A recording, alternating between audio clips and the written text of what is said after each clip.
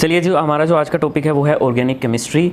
सो organic chemistry से पहले chemistry के आपने लेक्चर्स नहीं देखे, ज़रूर देखिएगा जाकर के। साइंस का बहुत अच्छा कोर्स बनाया है, पूरा रिसर्च करके बनाया है, पूरा यूट्यूब पे आपको नहीं मिलेगा, बहुत रीज़नेबल प्राइस में। डिस्क्रिप्शन में लिंक है, जाकर के चेक कर लीजिए, क्योंकि टीयर 1 टीयर 2 भर भर के क्वेश्चन आएंगे। साइंस में अगर आपने अच्छी कमांड कर ली तो आप क्वेश्चन नहीं छोड़ के आएंगे, तो उसमें पूरी चीज़ें मैंने कवर की हैं। तो ऑर्गेनिक केमिस्ट्री देखिए, ऑर्गेनिक केमिस्ट्री से ही सीधा सीधा मतलब है कि हम हाइड्रोकार्बन और उनके डेरिवेटिव्स की स्टडी कर रहे हैं। कार्बन, हाइड्रोजन, इन सब का हम स्टडी कर रहे हैं और उनसे बनने वाली जितने भी कंपाउंड्स हैं उनको हम स्टडी करेंगे। Most atoms are only capable of forming small molecules, however one और two can form larger molecules. Urea, जो ये इंपॉर्टेंट है, urea was the first organic compound prepared in the laboratory and it was prepared by the Wohler, ये भी important है। 1828 ये भी important है। फॉर इन ऑर्गेनिक कंपाउंड ये भी इंपॉर्टेंट है, दैट इज अमोनियम साइनेट। सो उसने वाइटल फोर्स थ्योरी जो कि 1828 में जोन्स जैकोब बर्जिलिस ने दी थी, उसको ये ब्रेक करा था। और क्या थी वो जॉन जैकोब्स की, बर्जिलिस की वाइटल थ्योरी? वो ये कहती थी कि ऑर्गेनिक कंपाउंड्स को आप लैब में तो बना ही नहीं सकते, आपको एक मिस्टीरियस गॉड गिवन पावर आपको दी की ज़रूरत पड़ेगी। That was found only in living organism. जैसे हम ये कहें कि बीज खुद से नहीं बनाया जा सकता, स्पर्म खुद से नहीं बन सकता, ओवम खुद से नहीं बन सकता, तो ये लिविंग ऑर्गेनिज्म की ही ज़रूरत पड़ती है, वही इतनी कॉम्प्लेक्स चीज़ बना देते हैं। स्पर्म कभी आपने सुना है कि साइंटिस्ट ने खुद स्पर्म बना दिया हो? निकालना पड़ता है वो। तो लिविंग ऑर्गेनिज्म के अंदर ही ये चीज़ बनती है, तो उसने ये बोला था। बट ये तो हाइड्रोकार्बन्स की बात हो रही है, तो उन्होंने कहा था कि ये जो आपके ऑर्गेनिक कंपाउंड्स इनको आप लैब में नहीं बना सकते, ये तो लिविंग ऑर्गेनिज्म के अंदर ही बनते हैं। So acetic acid was the first organic compound जो कि बनाया गया था कोल्ब्स के द्वारा, और जो फंक्शनल ग्रुप है वो रिस्पॉन्सिबल था इस मॉलिक्यूल की ऑफ द केमिकल प्रॉपर्टीज़ के लिए, जो जिम्मेदार था वो था OH, which is alcoholic group. Isomers compound having the same molecular formula but different structures, ये आगे मैं पढ़ाऊँगा। जैसे C2H6O हैव द स्ट्रक्चर, इसको आप CH3O CH3 डाईमिथाइल ईथर भी बोल सकते हो। CH3 is a methyl group, CH3 is a methyl group and oxygen between the two methyl group, so it is trimethyl ether. And C2H5OH is ethanol, functional group OH यहाँ पे लगा है। Father of organic chemistry is Wohler. The next one is isomers, same molecular formula but different structure. So here are the formula, सबके molecular formula C5H12 and C5H12, they have a different structure. ठीक है, यहाँ पे carbon एक जो पहले वाला है पेंटेन, फर्स्ट आइसोमर, उसमें कार्बन एक सीधी चेन में है। दूसरे वाले में क्या है, 4 कार्बन की चेन्स एक लाइन में है और एक ब्रांच बना रहा है वो, और अगले में क्या है, ऊपर नीचे वो क्या कर रहा है, ब्रांच बना रहा है। तो ये आपका स्ट्रक्चर डिफरेंट बन रहे हैं इससे। आगे देखिएगा ऑर्गेनिक कंपाउंड्स की क्लासिफिकेशन, कैसे कैसे उनको क्लासीफाई किया गया है। These are the open chain and close chain. Open chain में स्ट्रेट चेन है, ब्रांच चेन है, बहुत इजी है। स्ट्रेट चेन में ओपन चेन ऑफ कार्बन्स, एक ही लाइन में कार्बन्स जो है वो अरेंज है और उनके ऊपर नीचे जो है वो हाइड्रोजन लगे हैं। और ब्रांच चेन में आपके क्या है, कार्बन में ब्रांच आ गया, मतलब एक ब्रांच में कार्बन अटैच हो गया, आपका सेपरेट हो गया। क्लोज चेन में होमोसाइक्लिक, हेट्रोसाइक्लिक। होमोसाइक्लिक में मतलब वो कार्बन से बने हैं, सेम है ये, और हेट्रो में वो मतलब कार्बन भी, नाइट्रोजन भी, ऑक्सीजन, सल्फर, ये सब हो सकते हैं। आगे होमोसाइक्लिक भी 2 तरीके के हैं, एक तो होता है आपका एलिसाइक्लिक, एरोमेटिक। एलिसाइक्लिक में वो कार्बन्स की आपकी क्या बन रही हैं, वो रिंग बन रही हैं। कार्बोसाइक्लिक कंपाउंड जैसे यहाँ पे आप देख रहे हो, जैसे एक स्क्वायर शेप है, ट्रायंगुलर शेप है, ये आप देख रहे हो। बट जो एरोमेटिक है, इसमें आपके सिंगल एंड डबल बॉन्ड्स भी आपके आ जाते हैं। कार्बोजाइलिक कंपाउंड्स हैं, बट इनमें आपके सिंगल और डबल बॉन्ड्स देखने को मिलते हैं। हेट्रोसाइक्लिक में आपका भी 2 तरीके के, एलिसाइक्लिक एंड एरोमेटिक। सो उसमें भी एलिसाइक्लिक सिंगल बॉन्ड में आ जाता है और एरोमेटिक आपके सिंगल एंड डबल बॉन्ड में। बट ये हेट्रोसाइक्लिक है, तो इसमें आपका CNOS इस तरीके के कंपाउंड्स भी आपके शो कर सकता है, जो कि आप स्क्रीन पे देख ही रहे होंगे। लेकिन एरोमेटिक हेट्रोसाइक्लिक में क्या है, टाइप में साथ में डबल बॉन्ड भी आ जाता है, और ये made up of the different, जैसे कि कार्बन, नाइट्रोजन, ऑक्सीजन, सल्फर, इन एलिमेंट से मिलकर के बने होते हैं। आगे डिफरेंस देखिएगा organic compounds and inorganic compounds. Organic compounds वो हैं जो कार्बन जिनमें होता है, जैसे कार्बोहाइड्रेट है, प्रोटीन है, लाइपिड है। डेली एग्जाम्पल में आपका सभी हैं ये कैंडल, परफ्यूम, पेंट्स, जिनको आप लेबोरेटरी में भी बना सकते हो, और ऑब्टेन फ्रॉम द प्लांट्स, ठीक है। और एग है आपका, ये मुर्गी से मिलता है, तो मतलब ये कार्बन होता है इनमें, और ये आप यहाँ से प्राप्त कर सकते हो, ठीक है, जानवरों से भी, और ये आपके लेबोरेटरी में भी बनते हैं। इनऑर्गेनिक कंपाउंड्स, इनमें आपका कार्बन नहीं होता है, जैसे वाटर है, वाटर के अंदर कार्बन नहीं है। हाइड्रोक्लोरिक एसिड हो गया, साल्ट हो गया, NaCl हो गया, ये मतलब इनऑर्गेनिक कंपाउंड्स हैं, ये मतलब ऑर्गेनिक नहीं है ये। एक्सेप्शनल केसेस में आपका हो गया डायमंड हो गया, पेंसिल हो गया, ये एक्सेप्शनल केसेस हैं, इनमें कार्बन होता है but they are the inorganic compounds. और आगे देखिए आपका इनऑर्गेनिक कंपाउंड्स में आपका और कौन कौन सा आ गया एक्सेप्शनल केसेस में, डायमंड हो गया, पेंसिल हो गया, आपका CO2 हो गया, बट वो इनऑर्गेनिक कंपाउंड्स की कैटेगरी में है, ऑर्गेनिक कंपाउंड्स की कैटेगरी में नहीं है। Al4C3 हो गया, कार्बाइड्स, कार्बोनेट्स हो गए, CaCO3 एंड साइनाइड्स NaCN हो गया, ये इनऑर्गेनिक कंपाउंड्स हैं। आगे थोड़ा सा इनके बारे में देख लेते हैं डिफरेंस। ऑर्गेनिक कंपाउंड्स जो कि living organism obtained from living organism like plants and animals, colourless compounds, और क्या क्या है, ये गैस, लिक्विड, सॉलिड तीनों हो सकते हैं। कोवलेंट बॉन्ड्स बनते हैं इनमें, प्रोटीन एंड लाइपिड इसका एग्जांपल हो गया। इनऑर्गेनिक जो कि non living things like mineral से बनते हैं, कलरफुल कंपाउंड्स है, मोस्टली सॉलिड होते हैं। एग्जांपल में आपका टेबल साल्ट, वाटर एंड ये आयनिक बॉन्ड बनाते हैं, सोल्ट हो गया NaCl, तो ये आयनिक बॉन्ड से ही बनता है। और जो कोवलेंट बॉन्ड होते हैं मतलब वो शेयरिंग ऑफ इलेक्ट्रॉन्स से बनते हैं। आगे देखिएगा हाइड्रोकार्बन, जिसमें कार्बन और हाइड्रोजन के कंपाउंड्स हो, ये बहुत इंपॉर्टेंट हैं, saturated, unsaturated and aromatic hydrocarbons. ठीक है, saturated hydrocarbons they contain only single bond, इनमें सिर्फ सिंगल बॉन्ड होता है सैचुरेटेड हाइड्रोकार्बन में। सो इनको हम अल्केन्स भी बोलते हैं, पैराफिन्स भी बोलते हैं। जनरल फार्मूला CnH2n+2, ये मैं आगे बताऊंगा। मीथेन जैसे होगा, मीथेन का फार्मूला क्या होता है CH4, N की वैल्यू CH4, कार्बन का एक एटम है तो N = 1, सो H का कितना हो गया 2 × 1 + 2 4, तो H4 हो गया, so which is methane. So it is an alkane group of families. Unsaturated ये हाइड्रोकार्बन्स का फॉर्मूला होता है CnH2n, और इनको एल्कीन बोलते हैं। और CnH2n-2 इनको हम बोल देते हैं एल्काइंस, जिनके अंदर ट्रिपल बॉन्ड होते हैं। They have at least double bond और triple bond for the alkenes and alkynes. Alkene में आपका डबल बॉन्ड होता है और एल्काइंस में आपका ट्रिपल बॉन्ड होता है। फॉर्मूला मैंने आपको बता दिया। Aromatic hydrocarbons, ring type structure होता है, they have the ring structure with alternate double bond, and ring structure होता है, अल्टरनेट डबल बॉन्ड होते हैं, 4n+2। ठीक है, पाई इलेक्ट्रॉन्स इसमें होते हैं हकल्स रूल के अकॉर्डिंग, एग्जांपल बेंजीन। सो आपको सिंपल ये याद रखना है, ऐसे they have ring structure and they have the alternate double bonds. ठीक है, उसके बाद देखिए आगे हाइड्रोकार्बन्स इनके यूजेस, मीथेन हो गया। ठीक है, ये थोड़ा थोड़ा याद रख लीजिए आप। सो मीथेन है, इनको मार्शी गैस, ट्रैम्प फायर भी बोल देते हैं। Natural gas contains only 90% methane along with the ethane, propane and butane. Natural gas में 90% मीथेन होती है और बाकी सारे जो बच गए आपके इथेन, प्रोपेन और ब्यूटेन कुछ अमाउंट्स में होते हैं। Rice agriculture is the biggest source of atmospheric methane and it is a cause of occurrence of explosion in the mines. Methane को जो है वो माइंस की एक्सप्लोजन में भी यूज़ आपकी किया जाता है। It is the cause of, कारण है ये occurrence of the explosion in the mines, and it is used as a fuel in making carbon black. उसके बाद देखिए biogas produced during the decay of biomass in the absence of oxygen, methane 75% and the main constituent of biogas। ये important है, biogas का main constituent कौन सा है, methane है। C2H6 ethane, natural gas contains approximately 10% ethane. ठीक है, और 90% क्या है उसमें, मीथेन है। सो इसका जो हेक्सोक्लोरो डेरिवेटिव है C2Cl6 is an artificial camphor. ठीक है, मतलब इसका एक डेरिवेटिव है जिसमें कार्बन की 2 एटम्स हैं और बाकी 6 हाइड्रोजन को निकाल के क्लोरीन के जब 6 एटम्स जुड़ते हैं तो उसको हम आर्टिफिशियल कैम्फर के तौर पे यूज़ करते हैं। ब्यूटेन C4H10, ये भी अल्केन फैमिली का है जिसका स्ट्रक्चर फॉर्म होता है CnH2n+2। ठीक है, तो आगे देखिए मेन कॉन्स्टिट्यूएंट ब्यूटेन का LPG liquefied petroleum gas. Ethylene CH2 double bond CH2 in world war जो कि कब हुआ था 1914 से 1988 में, it was used for the manufacturing of the mustard gas जो कि पॉइजनस गैस है, and it is used as a anaesthetic for the preservation and artificial ripening of the green fruits. Benzene C6H6, so aromatic hydrocarbon है, discovered by Faraday, ये important है, discovered by Faraday in 1825। It is also used as a motor fuel under the name benzoyl.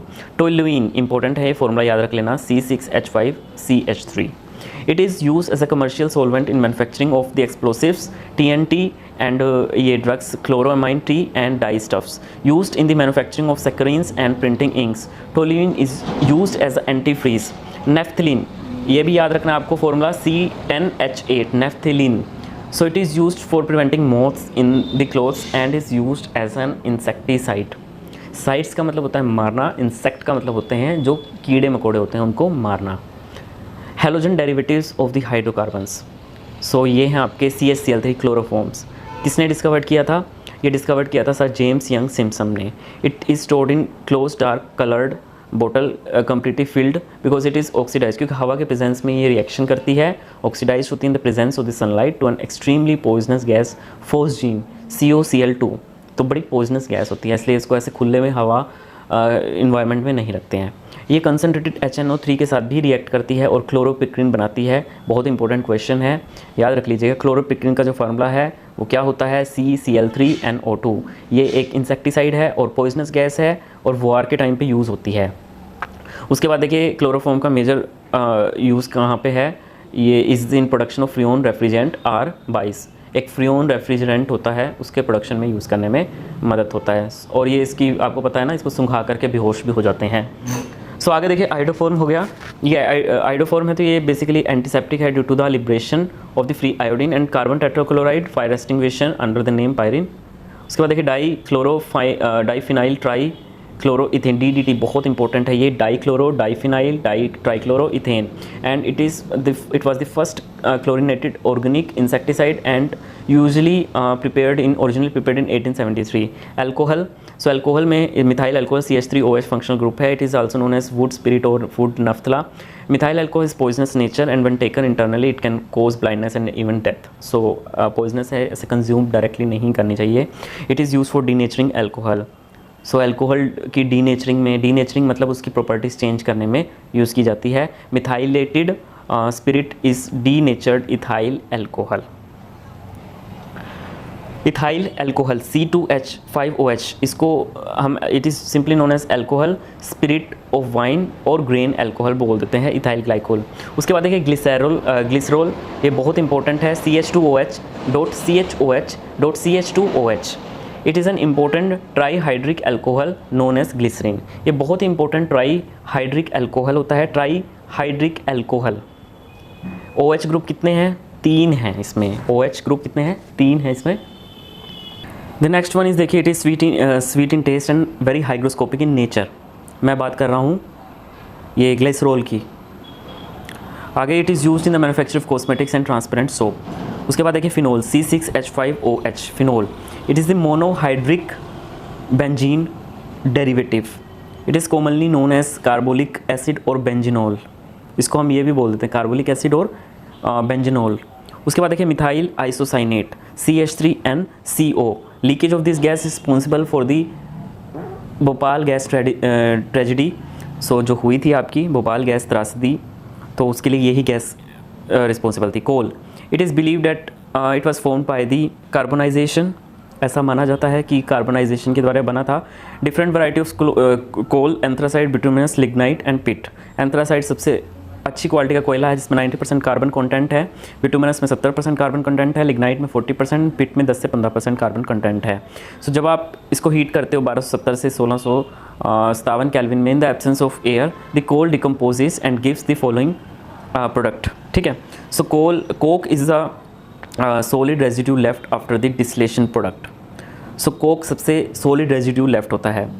So coal tar is a thick dark, मोटा होता है dark liquid which is the by product of the production of the coke and coal gas. Coal से जब आप कोल gas या फिर Coke बनाते हो उसी का एक बाय प्रोडक्ट कोल टार भी बनता है। So it is widely used in the manufacture of paints, perfumes, synthetic dyes, photographic material, drugs and explosives. वहाँ पे कोल टार का यूज़ होता है। It can be utilise to make insecticides and pesticides. Nowadays a bitumen, a petroleum product which is used in place of coal tar for the metallic the roads। ठीक है, roads बनाने में bitumen का use करते हैं, एक petroleum product है, कोल टार की यूज़ नहीं करते हम। The most significant characteristics of the Indian coal, जो एक इंडियन कोयला होता है उन सबसे इम्पोर्टेंट सिग्निफिकेंट जो करेक्टरिस्टिक्स हैं वो क्या होना चाहिए? उनमें ऐश कंटेंट बहुत ज़्यादा होना चाहिए and the sulphur content should be very very very low. The process of the separation of various constituents and fraction of the petroleum, उसको हम रिफाइनिंग बोलते हैं। एक टर्म होता है knocking and octane number which is very important. So the knocking means engine knocks often occurs when the air and the fuel mixture in the engine cylinder.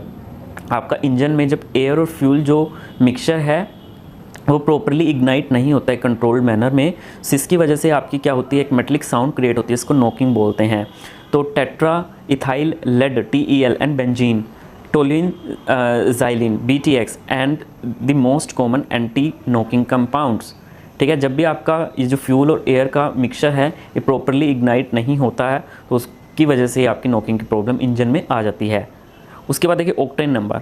Octane number क्या होता है, जो आपकी एंटी नॉकिंग प्रॉपर्टी है petrol की, उसको हम octane number से मेजर करते हैं। जितना ज़्यादा ऑक्टेन नंबर होगा उतना ही फ्यूल बेटर क्वालिटी का होगा, उतना ही उसमें क्या होगा, नॉकिंग नहीं होगी। जैसे गैसोलीन है, उसको हम ऑटोमोबाइल में यूज़ करते हैं, इसका जो ऑक्टेन नंबर है 80 होता है और ज़्यादा होता है, जबकि एरोप्लेन में ये 100 तक भी चला जाता है, उससे ज़्यादा होता है। इसका मतलब इंजन में आपका एयर और फ्यूल बराबर से इग्नाइट होकर के आपका एनर्जी रिलीज़ कर रहे हैं और वो चला रहे हैं सिस्टम को।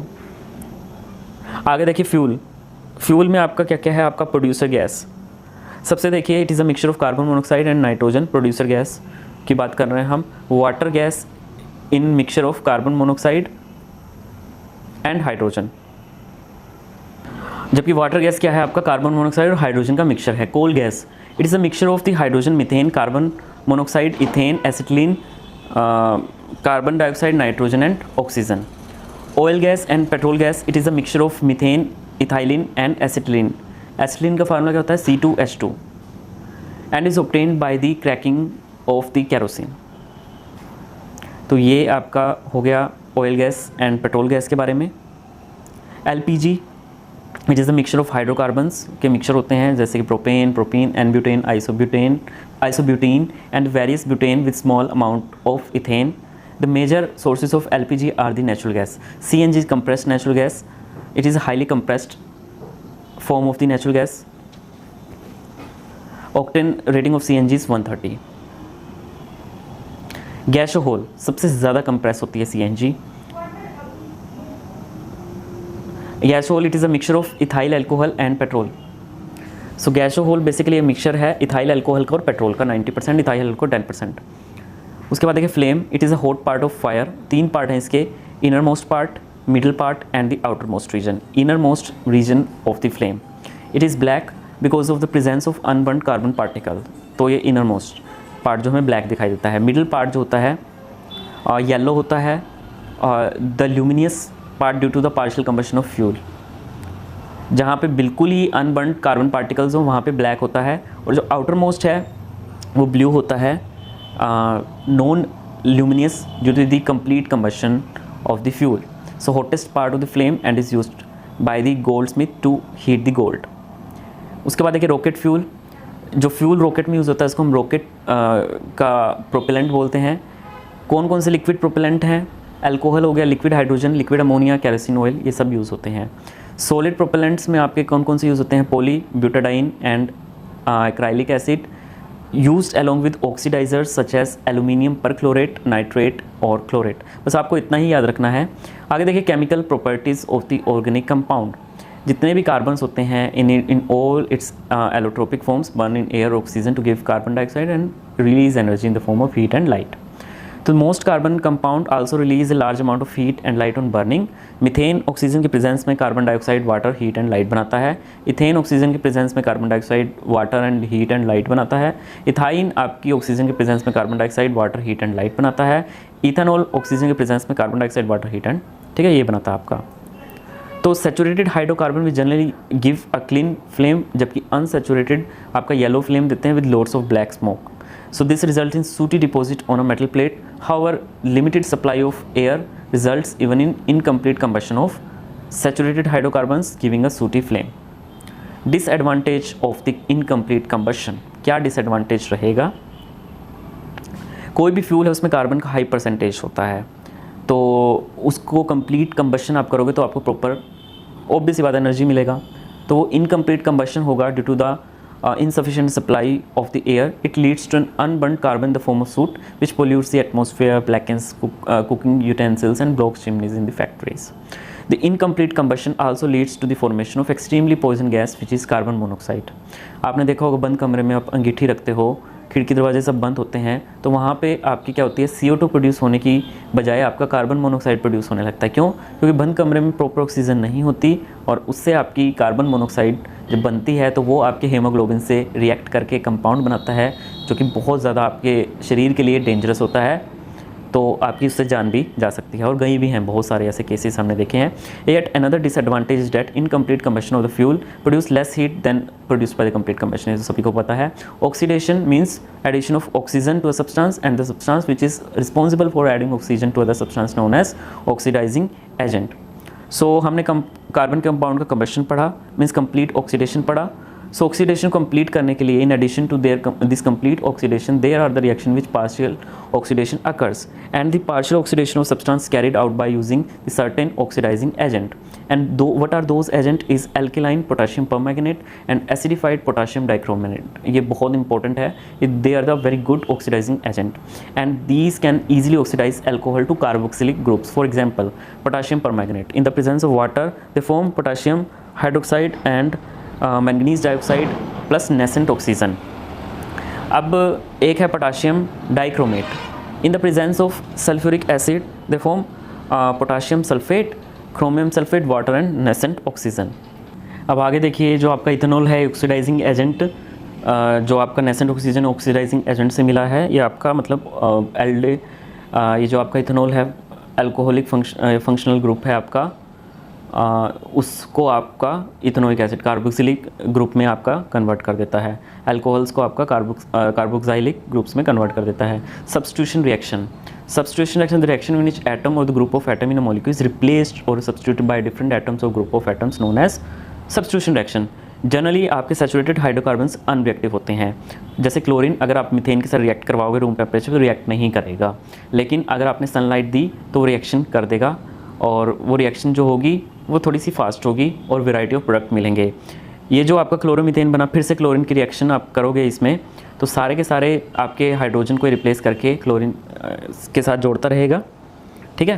तो एक टाइम पे आपका CCl4 बन जाएगा, ट्राईक्लोरोमीथेन कार्बन टेट्राक्लोराइड प्लस HCl, ठीक है। रिएक्शन आप देख लीजिए सनलाइट के प्रेजेंस में हो रही है। Addition reaction the reaction which involve the addition of 2 reactant to form a single product known as addition reaction. Due to the presence of double and triple bond, the unsaturated hydrocarbons are more reactive and add oxygen in the presence of catalysts such as nickel, platinum and palladium to form the saturated hydrocarbons. इनको हम alkene बोल देते हैं। ये unsaturated hydrocarbon से आपका क्या बनता है, सैचुरेटेड हाइड्रोकार्बन्स आपके बनते हैं saturated. This process is known as the catalytic hydrogenation, ठीक है। जैसे कि आपका ये एल्केन है, सॉरी यहाँ पे सैचुरेटेड हाइड्रोकार्बन में एल्केन आना था, यहाँ पे एल्केन है ये। तो जैसे ये देखिए इथीन है, अनसैचुरेटेड है, हाइड्रोजन के प्रेजेंस में जब आपने इसको जोड़ा निकल कैटलिस्ट हीट के प्रेजेंस में तो आपका इथेन बना विच इज़ सैचुरेटेड। आगे देखिएगा, the addition reaction is commonly used in the hydrogenation addition of ये hydrogen of the vegetable oils. जितने भी वेजिटेबल ऑयल्स हैं इन सब का आप हाइड्रोजनेशन करते हो निकल के प्रेजेंस में 473 केल्विन। वेजिटेबल ऑयल सोयाबीन हो गया, ये कॉटन सीड ऑयल हो गया, ग्राउंडनट ऑयल हो गया, इससे आप क्या बनाते हो, फैट बनाते हो, ठीक है। In the presence of nickel as catalyst to form a fat. Vegetable ghee, Gagan, Rath and Dalda, ये सुना होगा आपने। So the addition of hydrogen to unsaturated hydrocarbon to obtain a saturated hydrocarbon is known as hydrogenation. It is used to prepare vegetable ghee from the vegetable oil. एक तरीके से oil से हम क्या बना रहे हैं, घी बना रहे हैं हम, ठीक है। तो जो वेजिटेबल ऑयल है उसमें लॉन्ग अनसैचुरेटेड कार्बन चेन्स हैं और जो एनिमल फैट आगे बना है आपका उसमें सैचुरेटेड कार्बन चेन्स हैं, तो घी बना उसमें, वाइल वेजिटेबल घी बना उसमें। बट नीड क्या है आपके हाइड्रोजनेशन करने की, क्यों किया आपने ऐसा? क्योंकि जो वेजिटेबल ऑयल्स हैं ये hot and humid weather after long time वो रेंसिड हो जाते हैं, they develop unpleasant smell and taste. The process of developing unpleasant smell and taste known as rancidity and occurs due to the formation of carboxylic acid and aldehyde by the action of oxygen. जब उन पे oxygen attack करता है, moisture attack करता है, जितने भी long unsaturated carbon chains के कंपाउंड है which is highly reactive present in the vegetable oil. और जो हाइड्रोजन है वो रिड्यूस करती है, एलिमिनेट नहीं करती बट रिड्यूस कर देती है the number of such unsaturated carbon chains को ये कम कर देती है and hence slows down the development of rancidity. और एक नोट कर लीजिए चीज़, जो वेजिटेबल ऑयल होते हैं वो हेल्थ के लिए अच्छे होते हैं। सैचुरेटेड कार्बन चेन जितनी भी आपकी प्रेजेंट होती हैं सैचुरेटेड फैट में, वो आपके बैड कोलेस्ट्रॉल को इंक्रीज़ करती हैं। एलडीएल हो गया, लो डेंसिटी लाइपोप्रोटीन आपका होता है एलडीएल, उसको ये इंक्रीज़ करती हैं जो कि बैड कोलेस्ट्रॉल है।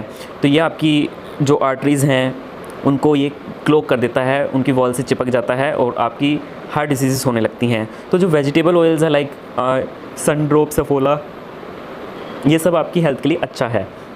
तो जब आप हाइड्रोजनेशन कर देते हो तो ये हाइड्रोजनेशन करके ये ऑयल जो है वो घी में बदल जाता है। तो वहाँ पे जितनी अनसैचुरेटेड चीज़ें हैं वो सैचुरेशन में बदल जाती हैं, डबल बॉन्ड से वो सिंगल बॉन्ड में बदल जाता है। तो जितनी भी अनसैचुरेटेड फैटी एसिड्स हैं वो आपकी कुकिंग के लिए यूज़ की जानी चाहिए, वही आपके लिए हेल्थ के लिए अच्छी रहती है। लेकिन जो आपका animal fat like ghee and butter, desi ghee contains saturated fatty acid which is considered bad for the health. So this is all about topic. कल को एक दूसरा पार्ट भी इसका ऑर्गेनिक केमिस्ट्री का, जिसमें हम IUPAC नेम जो है वो करेंगे। इसके बहुत ही अच्छे तरीके से काफ़ी ट्रिक्स एग्जाम में डायरेक्टली आ जाएंगे वो।